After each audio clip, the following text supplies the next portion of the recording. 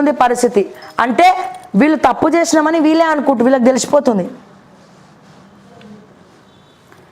తప్పు చేసినామని వాళ్ళు ఫీల్ అవుతారు కాబట్టి అటు ఆ పార్టీకి కాకుండా ఇటు ఈ పార్టీకి కాకుండా పోతురు.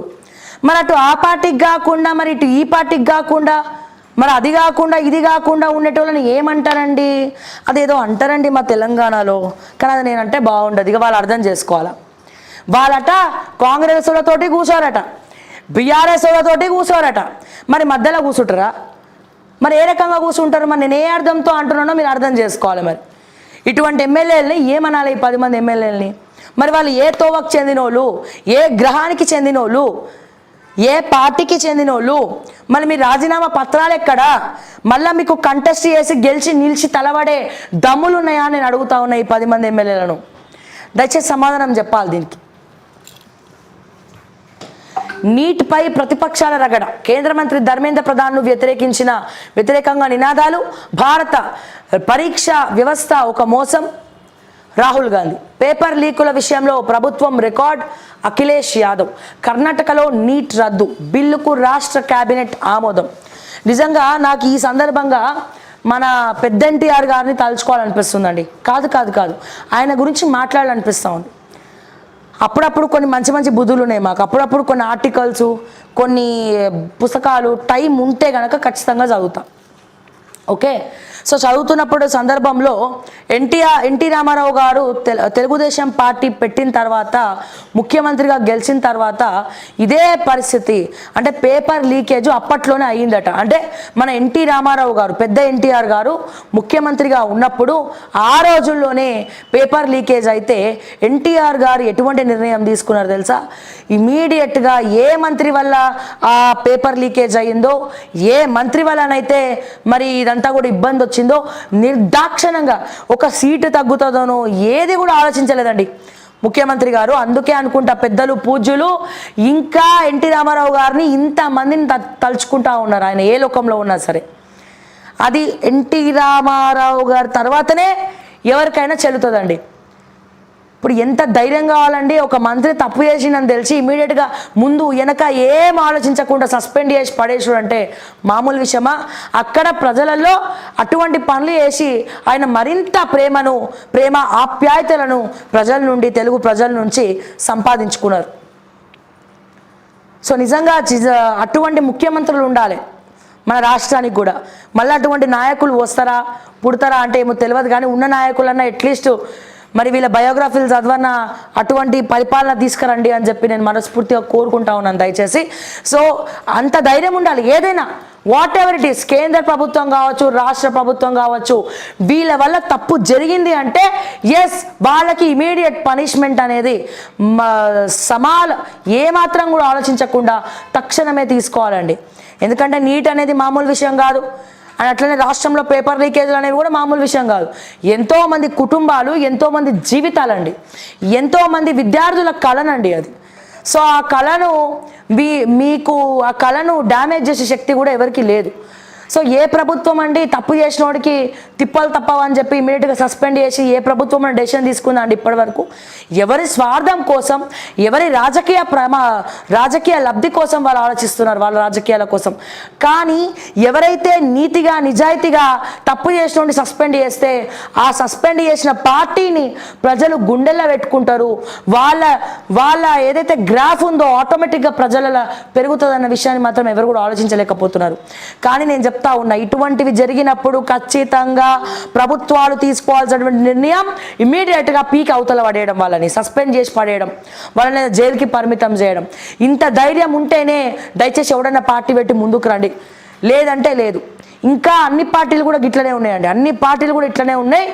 ప్రజలందరూ మరో కొత్త పార్టీ కోసం చూడకుండా, కొత్త తరం కోసం చూడకుండా, కొత్త తరం కోసం వెతుక్కోకుండా మీరే మారుతారా లేకపోతే ప్రజలు మిమ్మల్ని మార్చేసి కొత్త పార్టీలను ఎంకరేజ్ చేయాలో ఇక మీ పార్టీ నాయకులందరూ కూడా ఆలోచించాల్సినటువంటి విషయం అండి.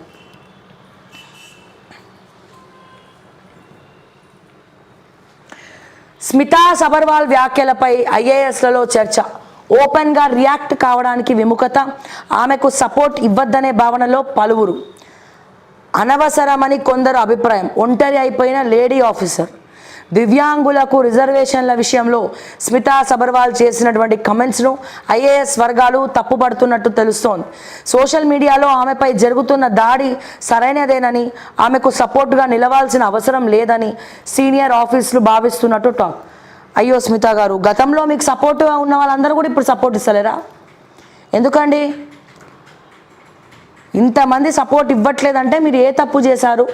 ఒక ఐఏఎస్ ఆఫీసర్గా మీ చదువు పెరిగిందా, లేకపోతే ఉన్న చదువుని మర్చిపోయినరా? ఇక మీ విజ్ఞతకే వదిలేస్తున్నాం స్మితా గారు.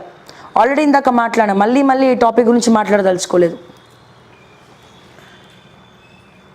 విచారణ ఎందుకు మార్చాలి? వేరే కోర్టుకు ఎందుకు బదిలీ చేయాలి? దేశస్థాయి నేత కేసును పాకిస్తాన్కు మార్చేయాలా? సాక్ష్యాలను ప్రభావితం చేస్తారన్న ఆరోపణలకు ఆధారం ఏంటి? ఓటుకు నోటు కేసుపై సుప్రీం బెంచ్ ప్రశ్న. మాజీ మంత్రి జగదీష్ రెడ్డి పిటిషన్పై ధర్మాసనం కీలక వ్యాఖ్యలు. విచారణ ఎందుకు మార్చాలి? వేరే కోర్టుకు ఎందుకు బదిలీ చేయాలి? దేశ స్థాయి నేత కేసును పాకిస్తాన్కు మార్చేయాలా? సాక్ష్యాలను ప్రభావితం చేస్తారన్న ఆరోపణకు ఆధారాలేంటి? ఓటుకు నోటు కేసు ఒకవైపు, రేవంత్ రెడ్డి గారు అట్లా ముఖ్యమంత్రి అయినరో లేదో తెరపైకి ఓటుకు నోటు కేసు అనేది మూవ్ చేసిర్రు. ఎవరన్నా మూవ్ చేసిర్రా, లేకపోతే కావాలనే మూవ్ చేయించేలాగా చేసిండ్రా అనేది ఆలోచించాల. రేవంత్ రెడ్డి గారు మరి ఏం జరుగుతోంది మీ చుట్టూ ఆలోచించిర్రా? ఎన్నడన్నా పబ్లిక్ అసలే కోపం వచ్చింది అనుకోండి ఒక పక్క, సో ఏ పార్టీ అన్నా సపోర్టివ్గా వాళ్ళు పబ్లిక్ని కొద్దిగా కొంచెం రెచ్చగొట్టి సపోర్ట్ చేస్తే జాలిగా, పబ్లిక్ కూడా ఎవరు మాట్లాడరు ఇక ఈ విషయం మీద. సో అందుకే నేను మరొకసారి చెప్తా ఉన్నా, ఆచితూచి అడిగేయండి. మీ తమ్ముళ్ళ పేర్లు రాష్ట్ర వ్యాప్తంగా మారుమోగుతూ ఉన్నాయి. ఎక్కడ ఎవరు దొరికినా సరే ఇది మీ మెడకే చుట్టుకుంటుంది. నేను మళ్ళీ చెప్తున్నా రేవంత్ రెడ్డి గారు, మరొక్కసారి చెప్తున్నా రేవంత్ రెడ్డి గారు, మీకే చెప్తున్నా, మీ తమ్ముళ్ళ పేరు టోటల్ రాష్ట్ర వ్యాప్తంగా వైరల్ అవుతున్నాయి. ఏ విషయంలో వైరల్ అవుతున్నాయో ఒక అన్నగా మీకే బాగా తెలుసు. మరి ఆ వైరల్ అయ్యే పేర్లను వార్నింగ్లు ఇచ్చో ఏదో ఇచ్చో ఆపేస్తారా, లేదా ఇట్లనే కొనసాగిస్తారా అనేది ఖచ్చితంగా ఇవన్నీ కూడా వాళ్ళు సంపాదిస్తారు. కానీ ఎట్ ద ఎండ్ ఇవన్నీ ఒకేసారి ఎట్ ఏ టైం మీ మెడకి చుట్టుకుంటాయి. తస్మాత్ జాగ్రత్త అని చెప్పి మరొక్కసారి రేవంత్ రెడ్డి గారికి హృదయపూర్వకంగా నేను రిక్వెస్ట్ చేసి చెప్తా ఉన్నా. అండ్ అట్లనే మీ చుట్టూ చేరినటువంటి కొంతమంది సీనియర్ జర్నలిస్టులు కూడా మీ పేర్లు చెప్పుకొని సెటిల్మెంట్లు చేసుకుంటున్నారు. సో కాల్డ్ మీ టీంలో ఉన్నటువంటి వ్యక్తులు కావచ్చు, బయట ఉన్నటువంటి వ్యక్తులు కావచ్చు, మీ సీఎం ఆఫీస్లో ఉన్న వాళ్ళు కావచ్చు, మరి ఇవన్నీ కూడా ఎవరికి లబ్ధి చేకూరుతాయి అనేది 1కి 100 సార్లు ఆలోచించండి. మీరు చంద్రబాబు నాయుడు పక్క రాష్ట్రంలో ఉన్నారు కదా, సపోర్టివ్ ఉంటారు కదా అని అనుకోకండి. రాజకీయాల్లో ఎవరు ఎప్పుడు కింద పడతారో, ఎవరిని తొక్కుతారో పక్కపొంటి మంచి స్నేహితులు అనుకున్న వాళ్ళే కన్ను ఎర్ర చేస్తే పాతాళంలోకి తొక్కేస్తారు సార్. వాళ్ళు ఎవరు ఇంపార్టెంట్? ఒక పక్కన రేవంత్ రెడ్డి గారు ఇంపార్టెంటా, నా రాజకీయ వ్యూహాలే ఇంపార్టెంటా అనుకుంటే బరాబర్ రాజకీయ వ్యూహాలే ఇంపార్టెంటు అని అనుకునే వాళ్ళు చాలామంది ఉన్నారు సార్. సో మరి ఎవరు పడే ఉచ్చులో మీరు బిగించుకోకపోతున్నారు, ఎవరు గేమ్ ప్లే చేస్తే మీరు అందులో ఇరుక్కపోతున్నారు, స్వయం కృపారాధం మీరే తెచ్చుకుంటున్నారా కొని అనేది ఆలోచించుకోండి. ఈ ఓటుకు నోటు కేసు మిమ్మల్ని ఏం చేయలేదు అనుకోవడము మీ పిచ్చితనం. సో ఎవరు గేమ్ ప్లే చేస్తున్నారు, ఎవరితో జయిస్తున్నారు గేమ్? ఓకే, దీంట్లో తెలంగాణలో మీరు చేసే పాపాలన్నీ కూడా ఒకటి మొత్తం కూడా ఆధారాలు సేకరించి బ్యాక్ ఎండ్లో ఏం చేస్తున్నారు, ఏం చేయబోతున్నారు, ఏం చేయాలనుకుంటున్నారు, ఇవన్నీ కూడా ఆలోచించండి. తస్మాత్ జాగ్రత్త. నీ తమ్ముళ్ళని మాత్రం అదుపులో పెట్టుకోండి రేవంత్ రెడ్డి గారు అని చెప్తున్నా మరొకసారి. మూసీకి 10,000 కోట్లు ఇవ్వండి, జలజీవన్ మిషన్ కింద 16,000 కోట్లు సాయం చేయండి. ఇందాక ఆల్రెడీ మనం ఈ టాపిక్ మాట్లాడినాము. ఆ 10,000 కోట్లు అనగానే నా నోరు తిరుగుతలేదు అసలు. యాక్చువల్గా రెండో విడత రుణమాఫీకి రెడీ. ఈ నెల 28 లేదా ఆ తర్వాత ఎప్పుడైనా ప్రభుత్వం డేట్ ఫిక్స్ చేయడమే తరువాయి. నేరుగా రైతుల ఖాతాలోకి డబ్బులు. మొదటి విడతలో 17,877 ఖాతాల్లో సమస్యలు, టెక్నికల్ ఇబ్బందుల కారణంగా నగదు నిలిపివేత. రాష్ట్రానికి సమాచారం ఇచ్చిన ఆర్బీఐ త్వరలోనే వారందరి ఖాతాల్లోకి పైసలు. వ్యవసాయ శాఖ మంత్రి తుమ్మల వెల్లడి.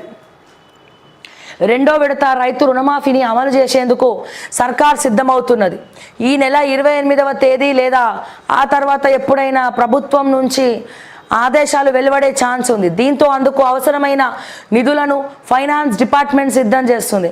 ప్రభుత్వం డేట్ ఫిక్స్ చేయగానే ప్రత్యక్ష నగదు బదిలీ పథకం ద్వారా లబ్ధిదారుల ఖాతాలో డబ్బులు జమగానున్నాయి.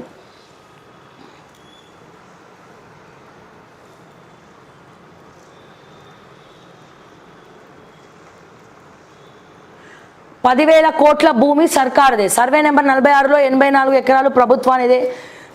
తీర్పును వెలువరించిన సుప్రీంకోర్టు రాయదుర్గ్ పై ముగిసిన వివాదం. సెల్ ఫోన్ కొనివ్వలేదని విద్యార్థిని ఆత్మహత్య. ఉరేసుకొని సూసైడ్. మెదక్ జిల్లా రుక్మాపూర్లో ఘటన. ఏందమ్మా ఇది, నాకు అర్థం కాదు. సెల్ ఫోన్ కొనిలేదని ఆత్మహత్య చేసుకున్నావా? నా తల్లి, నా బంగారు తల్లి.